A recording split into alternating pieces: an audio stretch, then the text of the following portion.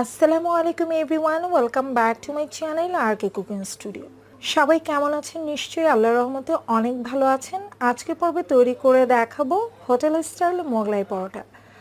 I hope বরাবরের মতো আমার আজকের রেসিপি আপনাদের কাছে ভীষণ ভালো লাগবে। তো চলুন ভিউয়ার্স, ঝটপট দেখে নেওয়া যাক। প্রথমে আমি মোগলাই পরোটা ডোটা রেডি করে নিব। সেজন্য আমি এখানে নিয়ে নিয়েছি 1 কাপ পরিমাণ ময়দা, আর অবশ্যই কিন্তু ময়দা দিয়ে মোগলাই পরোটাটা তৈরি করতে হবে। নিয়ে নিচ্ছি স্বাদ মতো লবণ। লবণটাকে আগে ময়দার সাথে ভালো করে মিক্স করে নিতে হবে। তো আমি লবণটা আগে মিক্স করে নিচ্ছি। মিক্স করা হয়ে গেলে আমি এতে দিয়ে দিচ্ছি 1.5 টেবিল চামচ পরিমাণ সয়াবিন তেল।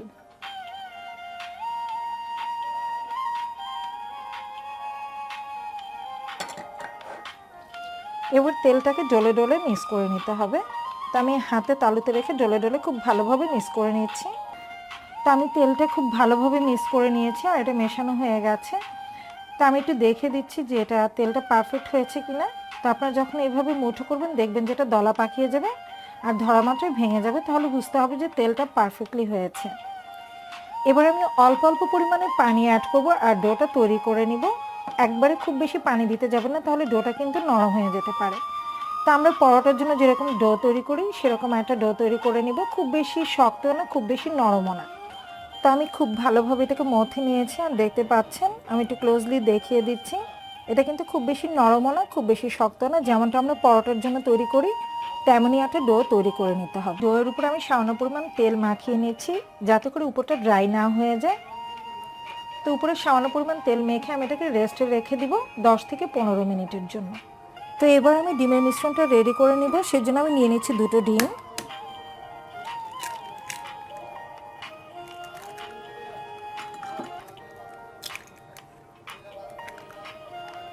নিয়ে নিচ্ছি 3 থেকে 4টি কাঁচামরিচ কুচি। ঝালটা আপনাদের ইচ্ছে অনুযায়ী বাড়িয়ে বা কমিয়ে নিতে পারেন। এটি মিডিয়াম সাইজের পেঁয়াজ কুচি, খুব মিহি করে কুচি করে নিতে হবে। দিয়ে দিচ্ছি 2 টেবিল চামচের মতো টমেটো কুচি। আমি টমেটোর বিচিটা ফেলে তারপর খুব মিহি করে কুচি করে নিয়েছি। এটা আমি টেস্টের জন্য দিচ্ছি, আপনারা না চাইলে নাও দিতে পারেন। ধনিয়া পাতা কুচি নিয়ে নিয়েছি 1 মুঠ পরিমাণ।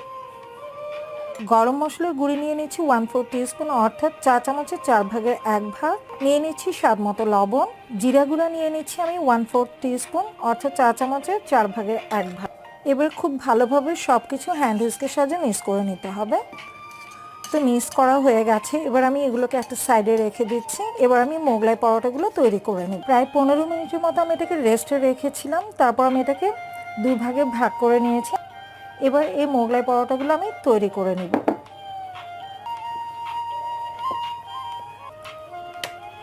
যতটা সম্ভব পাতলা করেই রুটিটা বেলে নিতে হবে। তো আমার রুটিটা বেলে নেওয়া হয়ে গেছে। আমি বেশ পাতলা করেই রুটিটাকে বেলে নিয়েছি। এবার মাঝখানে আমি ডিমের পুরের কিছুটা দিয়ে দিচ্ছি, যেটা আমি রেডি করে রেখেছিলাম। ডিমের মিশ্রণটা মাঝখানে দিয়ে দিচ্ছি। দিয়ে জাস্ট এটাকে ফোল্ড করে নিতে হবে। এবার আমি এই পাশটাও মুড়ে নিচ্ছি।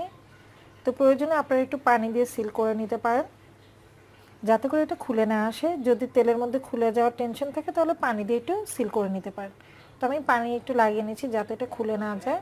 খুলে যাওয়ার টেনশনটা দূর করার জন্য কিন্তু আমি লাগিয়ে নিচ্ছি। এবার এই পাশটা এভাবে ভাঁজ করে নিতে হবে। তো আমি দুই পাশে ভালোভাবে ভাঁজ করে নিয়েছি, দেখতে পাচ্ছেন। এইভাবে সবগুলো মোগলাই পরোটাই কিন্তু তৈরি করে নিতে হবে। আর যে পাশটা আমরা সিল করেছি সে পাশটা কিন্তু তেলের দিকে দিয়ে ভেজে নিতে হবে। তা না হলে কিন্তু যদি আমরা এই ভাজের দিকটা উপরের দিকে দিই তাহলে কিন্তু এটা খুলে আসবে। তাই ভাজের দিকটা নিচের দিকে দিয়ে ভেজে নিতে হবে। তো মোগলাই পরোটা ভেজে নেওয়ার জন্য আমি প্যানে পরিমাণ মতো তেল দিয়ে দিয়েছি আর তেলটা গরম হয়ে গেছে। আর তেলটাকে অবশ্যই মিডিয়াম হিটে গরম করে নিতে হবে। এবার আমি মোগলাই পরোটাটা দিয়ে দিব। তো যে পাশটা সিল করেছি সেটা কিন্তু নিচের দিকে থাকবে। তো আমি সাবধানে এটাকে তেলে দিয়ে দিচ্ছি। তেলে দিয়ে দেওয়ার পর মিডিয়াম থেকে লোতে করে দিতে হবে আঁচটা। তা না হলে কিন্তু দেখা যাবে যে এটা ভাজা ভাজা হয়ে যাবে, কিন্তু ভিতরে যে ডিমের পুরটা রয়েছে সেটা কিন্তু ভালোভাবে কুক হবে না। তো অবশ্যই আপনারা দিয়ে দেওয়ার পর আঁচটা একটু কমিয়ে নেবেন।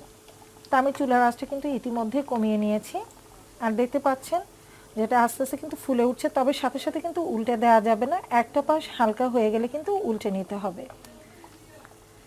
তো উল্টে পাল্টে এটাকে সোনালি করে ভেজে নিতে হবে।